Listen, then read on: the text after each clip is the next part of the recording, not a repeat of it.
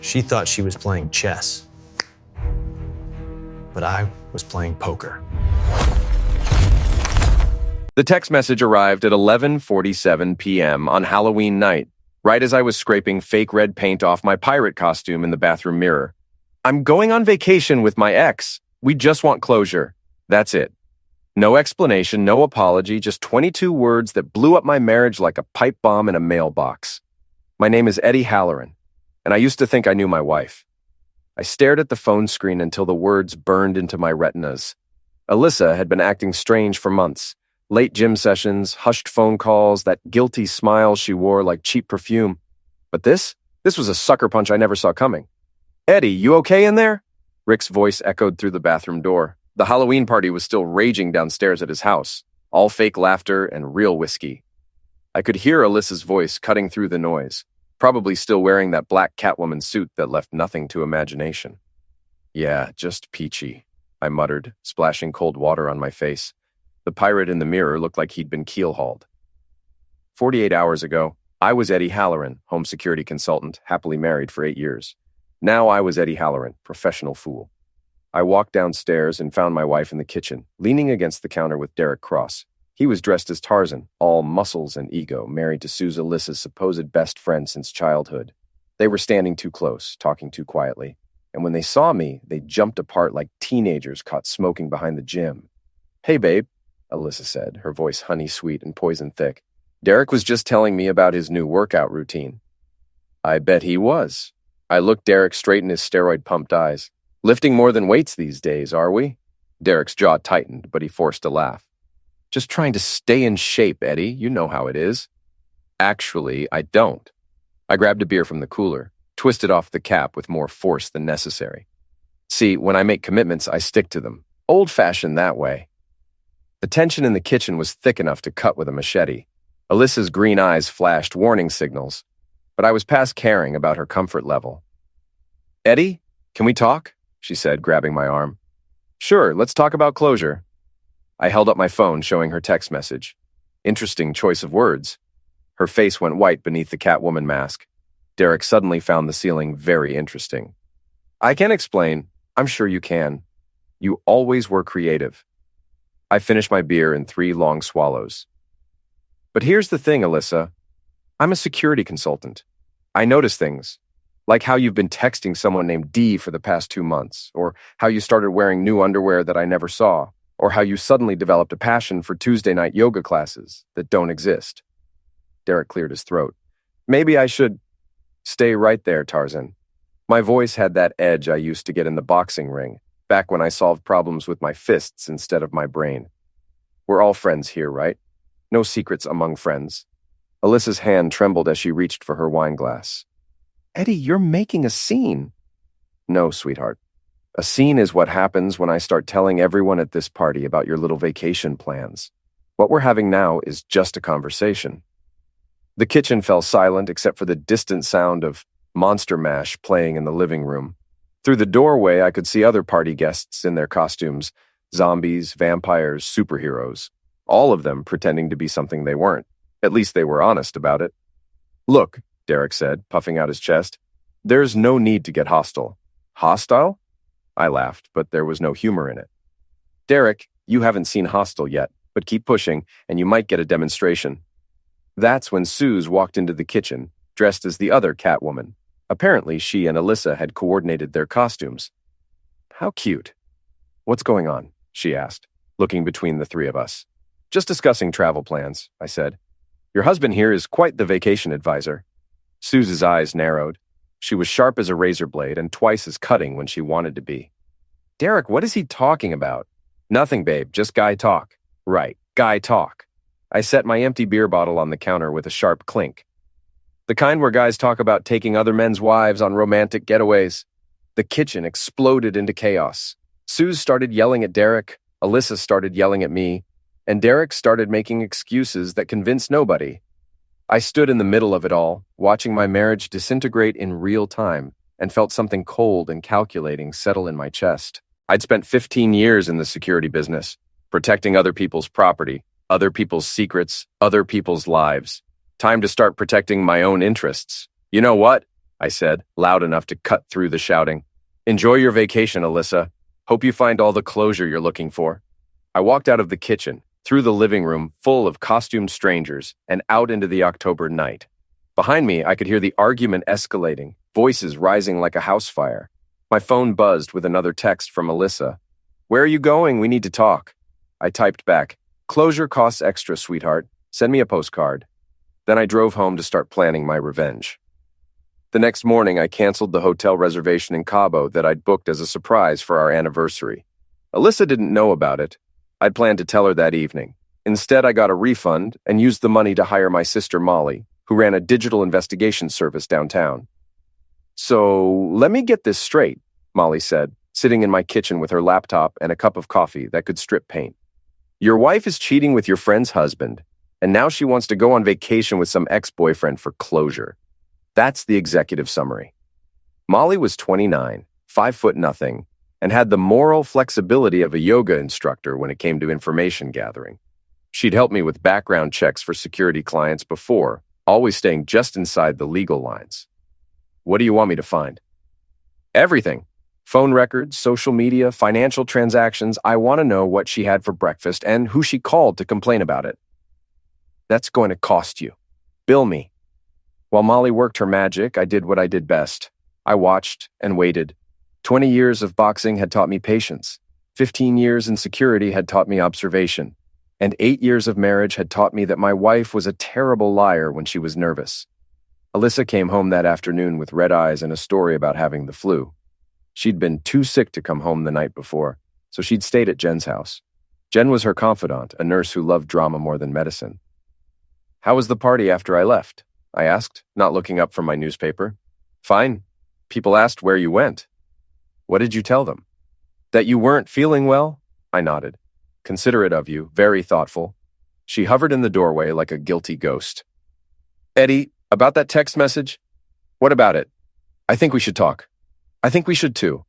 I folded the newspaper and looked at her directly. When's your flight? My what? Your vacation. With your ex, for closure. I kept my voice level, conversational. When do you leave? She fidgeted with her wedding ring. I haven't booked anything yet. Well, when you do, let me know. I'll drive you to the airport. The confusion on her face was almost comical. She'd expected anger, maybe violence. Instead, she got cooperation. It threw her off balance, which was exactly where I wanted her. That evening, while Alyssa was at her yoga class, Molly called with the first batch of information. Your wife's been busy, she said. Phone records show daily calls to Derek Cross for the past 6 weeks. Also, someone's been using her credit card at a motel on Route 9, the Pineview Inn. Classy establishment? How classy? They rent rooms by the hour. I wrote down the address. What about the ex-boyfriend? That's where it gets interesting. Marcus Webb, that's his name, lives in Phoenix now, married with 2 kids. I called his office pretending to be a travel agent confirming his vacation package to Mexico. And he's never heard of any vacation. In fact, he seemed pretty confused about why someone would think he was traveling with his ex-wife. The pieces clicked into place like a combination lock. There was no ex-boyfriend vacation. It was Derek. It had always been Derek. She's planning to run away with him, I said. Looks that way. I found some interesting bank activity, too. She's been moving money from your joint account to a personal savings account you probably don't know about. How much money? $12,000 over the past 3 months? I felt that cold calculation settling deeper into my chest. Alyssa wasn't just cheating, she was stealing, planning her exit strategy while pretending to be the loving wife. Keep digging, I told Molly. I want to know everything.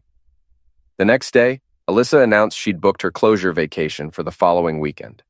She'd be gone for 5 days. She even showed me the fake confirmation email she'd created, complete with flight numbers and hotel information. That's wonderful, I said. I'm happy you're getting the closure you need.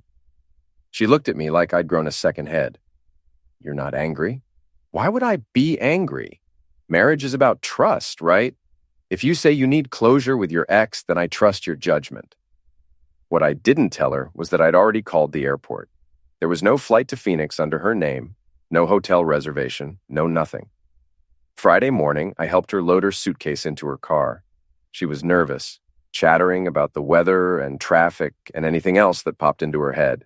Have a safe trip, I said, kissing her cheek. Send me pictures. I will. I watched her drive away, then got in my truck and followed at a distance. She didn't go to the airport. She went to the Pineview Inn, where Derek's pickup truck was already waiting in the parking lot. I sat in my truck across the street and watched them carry their luggage into room 237. Then I drove home and waited for the show to begin. At 3 p.m., Alyssa texted me a picture of an airport gate with the message, "Boarding now, love you." The picture was from Google Images. I knew because I'd done a reverse image search. I texted back, "Have fun, can't wait to hear all about it when you get back." Then I called the Pineview Inn and asked to speak to the guest in room 237. "Hello?" Derek's voice was cautious. "Derek, it's Eddie Halloran. I know you're there with my wife." Silence. "I'm not calling to threaten you," I continued.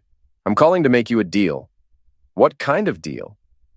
"The kind where you don't lose your job, your wife doesn't divorce you, and your teenage son doesn't find out his father is a cheating piece of garbage." More silence. "I'm listening," he said finally. "Good. Here's what's going to happen. The beauty of being in the security business is that you learn how to think like a criminal while staying on the right side of the law. You also learn that most people are incredibly predictable when they're scared. Derek Cross was scared. "You want me to what?" His voice cracked like a teenager asking someone to prom. "I want you to disappear," I said, still sitting in my truck outside the motel. "Leave the room. Go home. Tell Alyssa the vacation is canceled because you got cold feet." "She'll end me." "That's your problem. My problem is that my wife thinks she's smarter than me. I'd like to correct that misconception." "And if I don't?" "I've been waiting for that question." "Then I call your wife and tell her where you are. Then I call your boss at the factory and tell him you've been using company time to plan your affair. I've got phone records showing you called Alyssa 17 times during work hours last week. Then I call your son Kyle and explain why Daddy won't be living at home anymore." The silence stretched so long, I thought he'd hung up. "You're bluffing," he said finally. "Derek, I make my living by knowing things other people don't want me to know. I know you've been skimming overtime hours. I know you've been using your company credit card for personal expenses. I know you told your wife you were working late last Tuesday when you were actually at the Riverside Motel with my wife. Should I continue?" "Jesus Christ. He's not taking calls today. Just me." I checked my watch. "You got 30 minutes to pack up and leave. If you're not gone by 4 o'clock, I start making phone calls." I hung up and drove to a coffee shop where I could see the motel parking lot. At 3:47 p.m., Derek came out of room 237 carrying his suitcase and looking like a man walking to his own execution. He threw his bag in the truck and peeled out of the parking lot like his A was on fire. 15 minutes later, Alyssa came out of the room, looked around the empty parking lot, and started making frantic phone calls. I ordered another coffee and watched the show. My phone rang at 4:23 p.m. Alyssa crying. "Eddie, something terrible happened." "What's wrong, honey?" I used my most concerned husband voice. "My flight got canceled, and now Marcus isn't answering his phone, and I'm stuck at the airport with no way to get to Phoenix." "Oh no, that's awful. Where are you now?" I'm at the airport bar. I don't know what to do." She was lying, of course. She was still at the Pineview Inn, probably sitting on the bed that still smelled like Derek's cologne and her broken dreams. "Do you want me to come get you?" I asked. "No, I think I'm going to get a hotel room near the airport and try to catch a flight tomorrow." "That sounds like a good plan. Keep me posted." I hung up and drove home to prepare for phase 2 of my revenge. The next morning, Molly called with more intelligence. "I've been monitoring Derek's social media," she said. "He posted a picture last night from Murphy's Bar with the caption, 'Sometimes you gotta know when to fold.' His wife Suze commented asking what that meant, but he never responded." "What about Alyssa?" "Radio silence. No posts, no check-ins, nothing. But I did some digging on their financial situation. Derek's in deep debt. Credit cards maxed out, behind on his truck payments, even owes money to his bookie." "His bookie?" "Apparently he's got a gambling problem. Horses, mostly. Lost big on the Kentucky Derby." The picture was getting clearer. Derek wasn't just cheating with my wife. He was probably planning to use her as his financial escape route. The money she'd been stealing from our joint account was probably funding his habit. "There's more," Molly continued. "I found out why Alyssa really wanted to leave town. She's been embezzling from the gym where she works. Small amounts, but it adds up. About $15,000 over the past year." Now that was interesting. My wife wasn't just a cheater and a liar. She was also a thief. and not a very good one, apparently. How'd you find that out? I have a friend who does the books for the gym. She's been noticing discrepancies, but hasn't reported it yet because she likes Alyssa. Not anymore, I'm guessing. My friend's pretty upset about being lied to. She might be willing to cooperate if someone wanted to expose the truth. I thought about that. Alyssa's whole life was built on lies and stolen money. Her job, her marriage, her affair. All of it was fraud. She thought she was playing chess while I was playing checkers. Time to show her I'd been playing poker all along. Sunday evening, Alyssa came home looking like she'd been hit by a truck. Her vacation clothes were wrinkled, her makeup was smeared, and she had that hollow-eyed look of someone who'd been crying for days. "How was Phoenix?" I asked, not looking up from my newspaper. "Fine, good, really therapeutic." "That's great, honey. I'm glad you got the closure you needed." She hovered in the doorway, clearly expecting questions, accusations, something. Instead, she got nothing. "Marcus says hi," she added weakly. "That's nice. Tell him I said thanks for taking such good care of you." The confusion on her face was delicious. She'd prepared for a fight and gotten a tea party instead. That night, while she was in the shower, I went through her suitcase. The clothes were clean. She'd never worn them. The toiletries were unused. Even her toothbrush was dry. My phone buzzed with a text from Derek. "We need to talk." I texted back, "No, we don't. Stay away from my wife. Stay away from me, and maybe you'll keep your job." He responded immediately. "She's crazy, man. She tried to get me to rob a bank." I stared at the message. Rob a bank? That seemed extreme, even for Alyssa. I called Derek from the garage, where Alyssa couldn't hear me. "What do you mean, rob a bank?" I asked without preamble. "Not literally, but she wanted me to help her clean out your business accounts. Said you had over 100 grand just sitting there." "And you said?" "I said, heck no. I'm not going to prison for her crazy schemes." Smart choice. "Eddie, I'm sorry about all this. I never meant for it to go this far." "Sure you did. You just didn't mean to get caught." "She's not who I thought she was. The things she said about you, the plans she had." "What kind of plans?" Derek was quiet for a moment. "She wanted me to help her disappear. New identities, new city, new life. She had it all figured out. Using my money and your muscle. Yeah. And when I said no, she went psycho. Started screaming about how I'd ruined everything, how she'd given up her whole life for me. I almost felt sorry for him. Almost. Derek, here's some free advice. Stay away from my wife. If she contacts you, don't respond. If she shows up at your work, call security. If she threatens you, call the police." You think she'd do that? I think she's desperate, and desperate people do stupid things. I hung up and went back inside. Alyssa was in bed, pretending to be asleep. I could tell by her breathing that she was wide awake, probably planning her next move. That was okay. I was planning mine too. Monday morning, I did something I'd never done in 8 years of marriage. I called in sick to work and followed my wife. She left the house at 8:30 a.m., supposedly heading to the gym for her morning classes. Instead, she drove to the First National Bank downtown and spent 45 minutes inside. Then she went to a copy shop and spent another 30 minutes there. After that, she drove to a lawyer's office. By noon, I had a pretty good idea what she was planning. I called my own lawyer, Paula Martinez, who'd handled the legal work when I started my security business. "Eddie, good to hear from you. What can I do for you?" "I need to protect my assets." "Today?" "What's going on?" "My wife is planning to divorce me and take everything she can get her hands on. I need to make sure she can't clean out my business accounts or sell any property without my signature." "How do you know she's planning this?" I told Paula about the affair, the fake vacation, the embezzlement from the gym, and Alyssa's visit to the lawyer's office that morning. "Bring me everything," Paula said. "Bank statements, business records, property deeds, insurance policies, everything. And Eddie, do it today. If she's planning to file first, we need to beat her to the courthouse." I spent the afternoon gathering documents while Alyssa was at work. By evening, Paula had filed a legal separation petition that froze all our joint accounts and prevented either of us from selling or transferring any major assets without court approval. "She's going to be furious," Paula warned me. Good. Angry people make mistakes. I was right. When Alyssa got home that night and tried to use her debit card to order dinner, it was declined.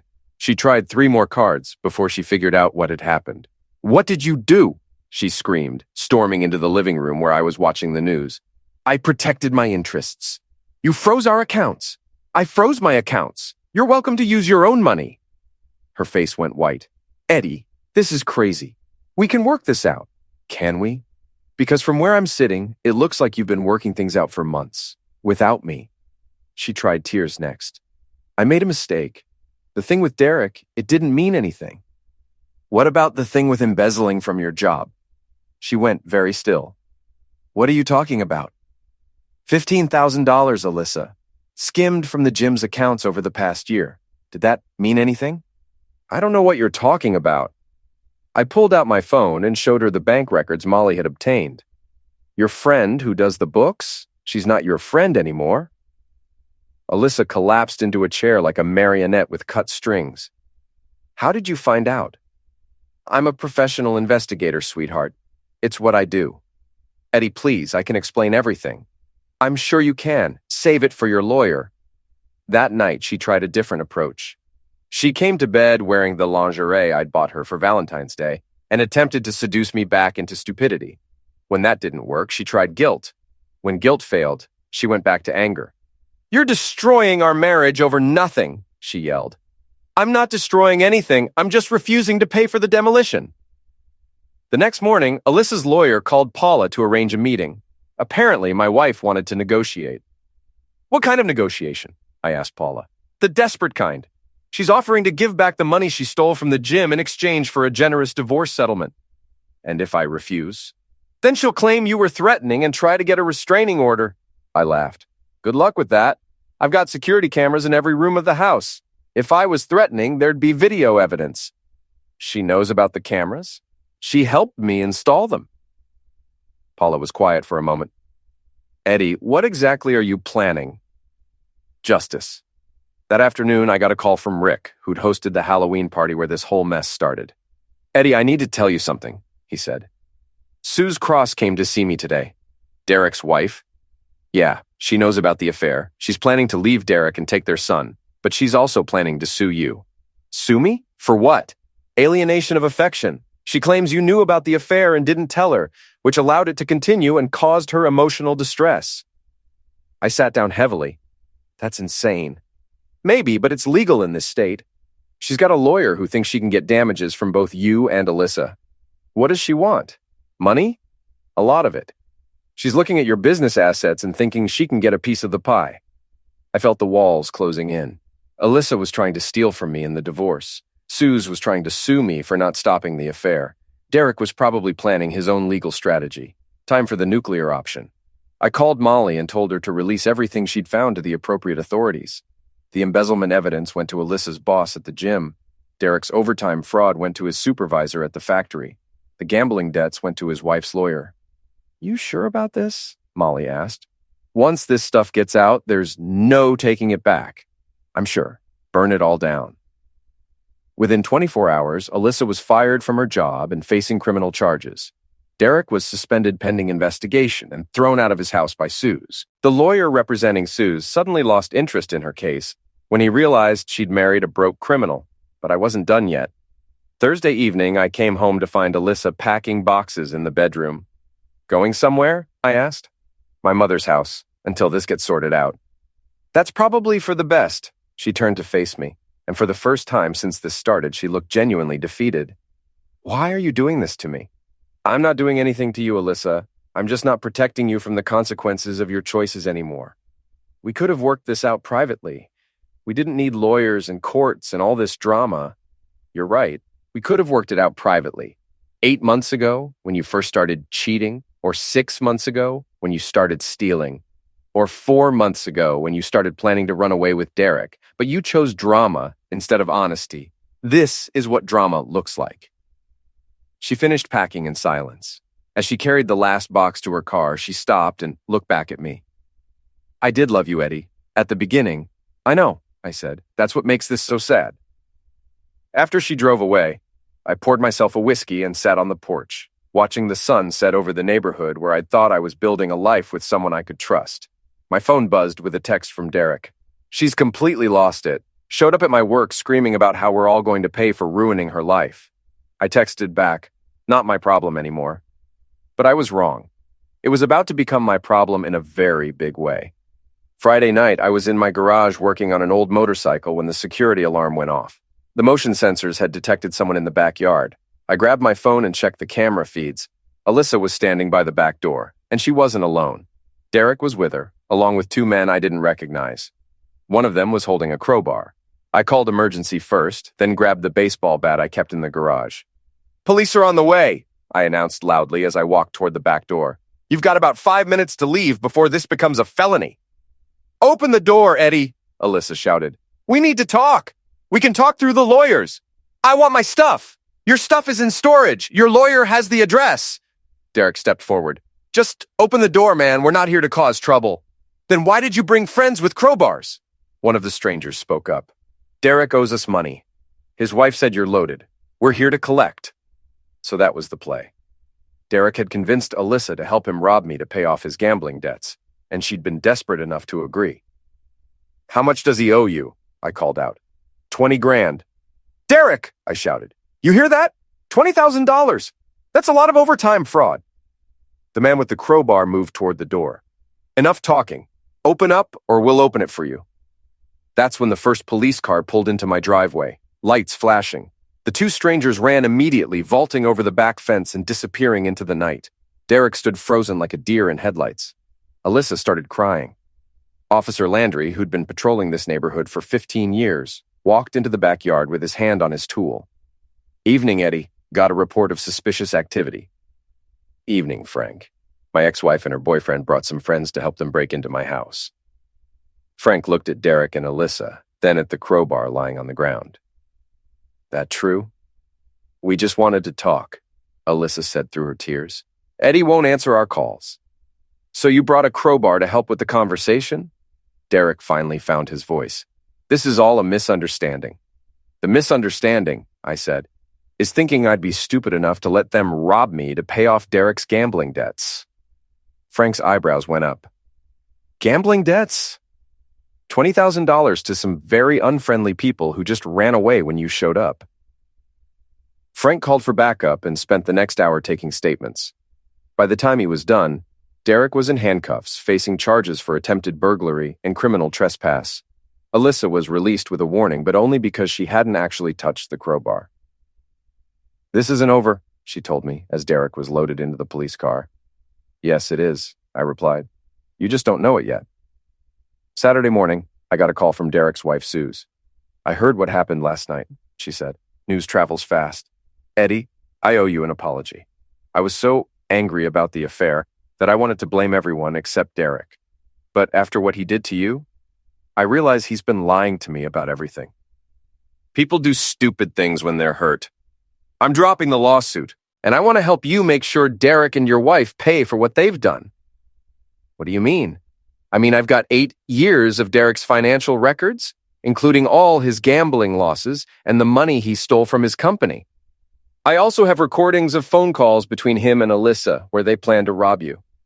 "Recordings?"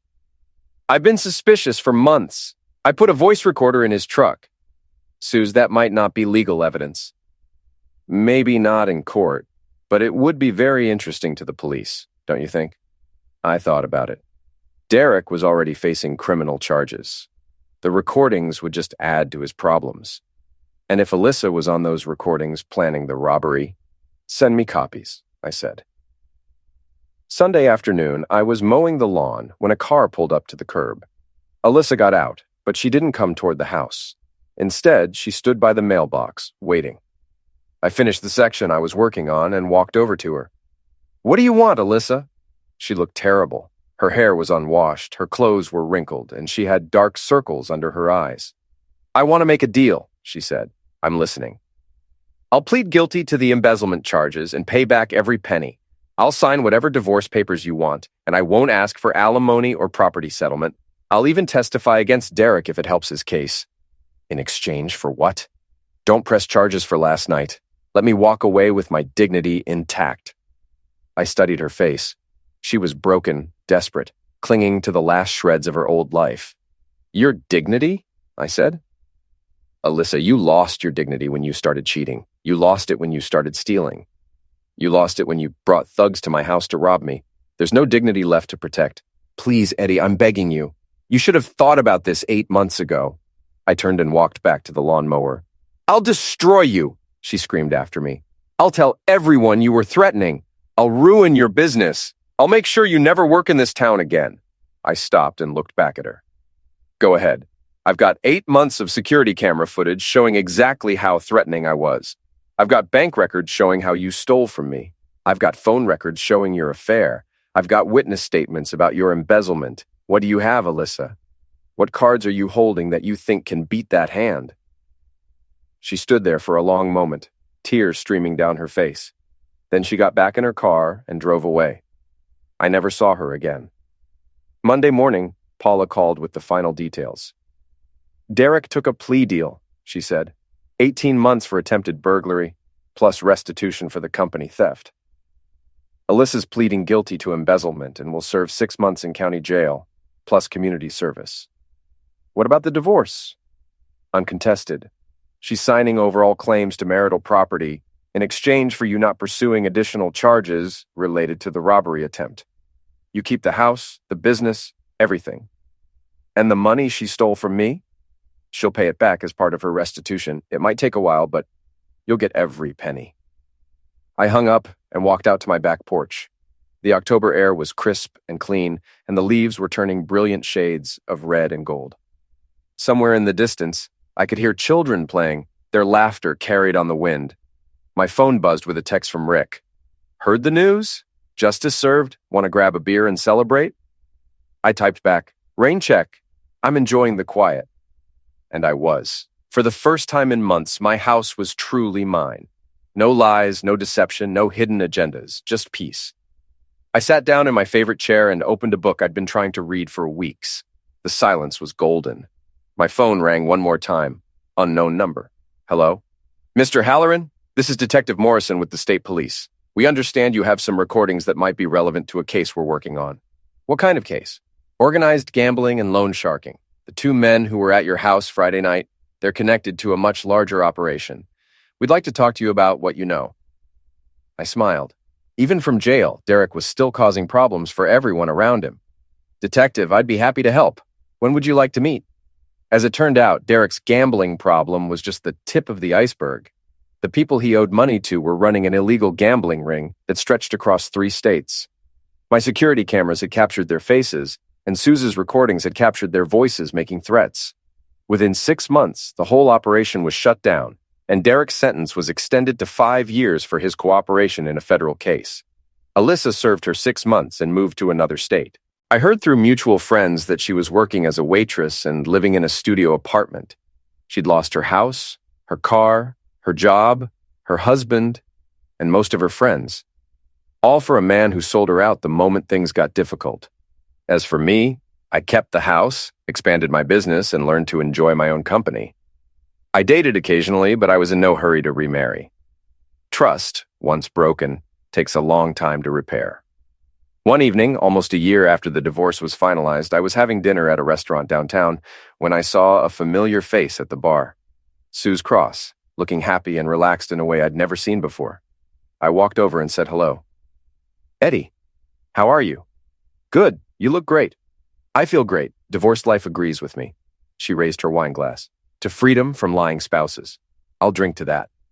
We talked for an hour about our new lives, our kids, she had custody of Kyle, and our plans for the future. She was working as a paralegal now and taking night classes to become a lawyer. I want to help other people who've been screwed over by cheating spouses, she said. Turn my experience into something useful. That's a great idea. What about you? Any plans to get back out there? I thought about it. Maybe someday. Right now, I'm just enjoying the peace and quiet.